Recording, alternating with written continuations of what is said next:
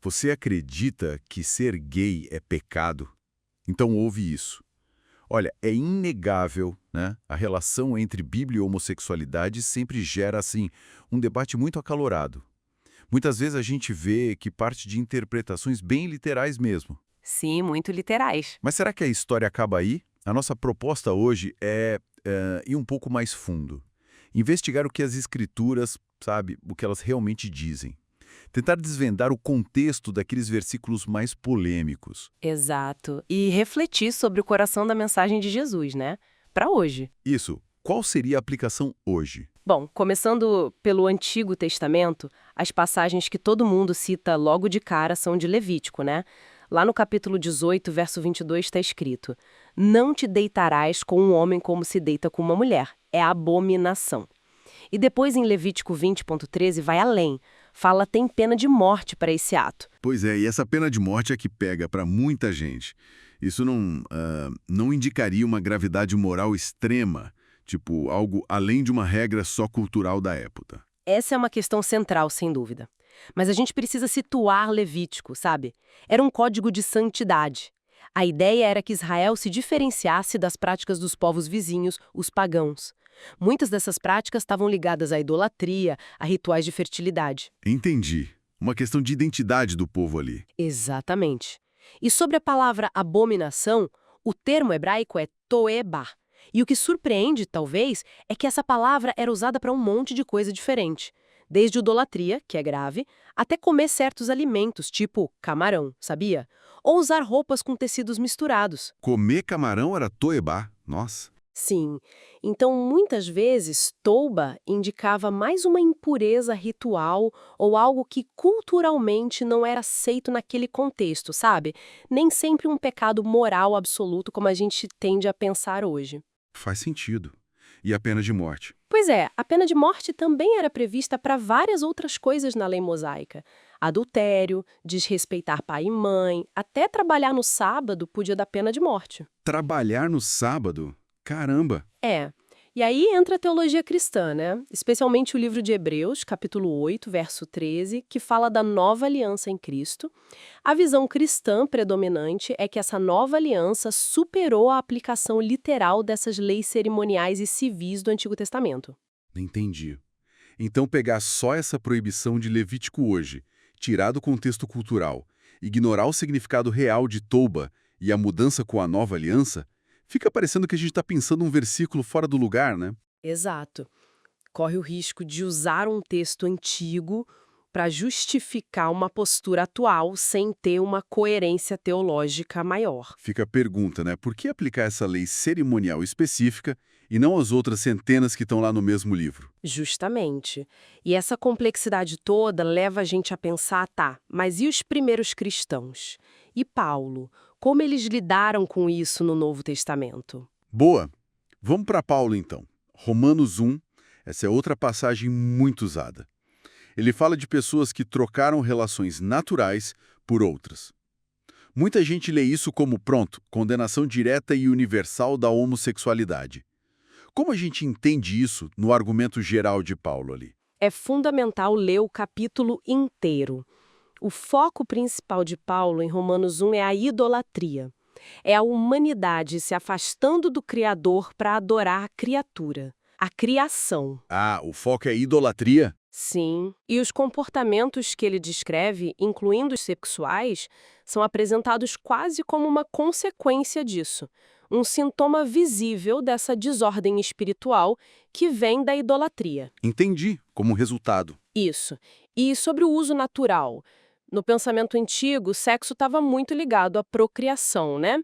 Então, alguns estudiosos argumentam que Paulo talvez estivesse criticando práticas homoeróticas específicas da cultura greco-romana da época, que muitas vezes envolviam abuso, exploração, idolatria em rituais ou até pederastia, não necessariamente falando de relacionamentos homoafetivos baseados em amor e respeito mútuo, como a gente discute hoje. Entendi. Não era sobre orientação afetiva como a gente entende hoje. Possivelmente não. É uma interpretação acadêmica forte. E tem mais, Paulo, né? 1 Coríntios 6.9.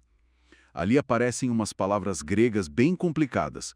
Malakoi e arsenokoitai.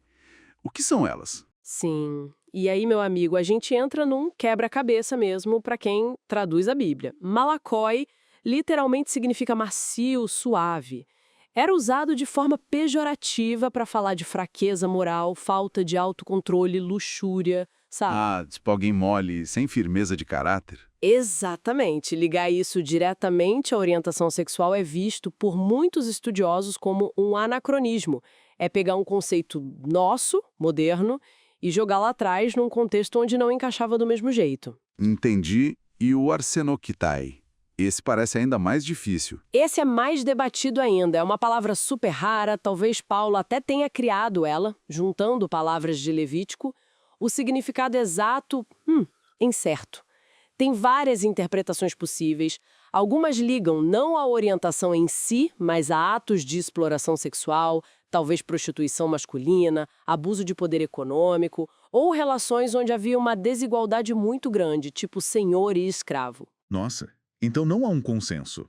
Não há um consenso acadêmico definitivo dizendo que Paulo estava condenando toda e qualquer relação homoafetiva consensual. Traduzir assim é uma escolha de interpretação, entende?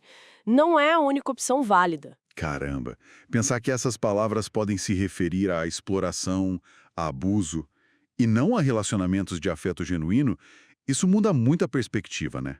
Talvez a intenção original de Paulo fosse proteger os mais vulneráveis ali. É uma linha de interpretação muito relevante, sim, proteger os vulneráveis. E no meio dessa complexidade toda de Levítico, de Paulo, dessas palavras difíceis, onde entra Jesus nisso tudo? Aí é que está um ponto que chama muita atenção. O silêncio de Jesus sobre a homossexualidade nos evangelhos. Se a gente parar para pensar, ele não fugia de temas morais e sociais polêmicos, né? Então esse silêncio é bem significativo. Verdade. E o foco dele era totalmente outro, né? Era amor, compaixão, justiça, perdão. Ele se aproximou de tanta gente que era marginalizada na época. Cobradores de impostos, mulheres consideradas pecadoras, samaritanos. E ele resumiu toda a lei em duas coisas: amar a Deus sobre todas as coisas e amar ao próximo como a si mesmo. Mateus 22, né? Exatamente. Amar a Deus e ao próximo. Esse é o centro. E se a gente tenta imaginar como Jesus agiria hoje, olhando para o ministério dele, é muito razoável pensar que ele acolheria pessoas LGBTQIA+, com o mesmo amor radical, o mesmo respeito, restaurando a dignidade delas como fez com tantos outros. Um acolhimento radical mesmo. Sim. E, ao mesmo tempo, ele provavelmente confrontaria essa hipocrisia religiosa que usa a escritura para excluir. Assim como ele fez com os fariseus, sabe? Apontando a falta de misericórdia, a falta de justiça. Lembra de Mateus 23? Lembro. Ele era duro com a hipocrisia. Muito. Ele sempre valorizou o coração, a intenção, a disposição para amar e agir com justiça, muito mais do que a conformidade externa com regras ou com a orientação sexual de alguém. Fica muito claro, então, que a Bíblia pede uma leitura cuidadosa. Preciso de atenção ao contexto histórico, cultural, linguístico. A interpretação literal, isolada, pode levar a gente para conclusões muito apressadas. E às vezes até prejudiciais, né? Sem dúvida. E não tem um consenso teológico simples sobre essa questão nos moldes que a gente discute hoje. É inegável como certas passagens acabam sendo usadas para justificar posturas que, talvez, não reflitam o coração do Evangelho. A gente lembra de Mateus 7,1. Não julgueis. O chamado central parece ser sempre o amor. E isso deixa a gente com perguntas importantes, né? Para cada um refletir. Será que estamos amando o próximo como Jesus ensinou, mesmo quando esse próximo é diferente da gente? Será que o maior problema, o maior pecado, talvez, não está na nossa própria tendência de excluir, de condenar, em nome de uma interpretação que talvez nem Jesus assinaria embaixo? Amar o próximo como ele é. Talvez esse seja, de fato, o maior desafio. E o mandamento supremo. Gostou desse conteúdo? Então inscreva-se agora no canal para não perder nenhum vídeo que te confronta, te transforma e te aproxima da verdade da palavra de Deus. Deixe seu like se esse vídeo falou com você. Isso ajuda muito para que essa mensagem alcance ainda mais pessoas. Escreva nos comentários qual desses pontos mais te confrontou hoje.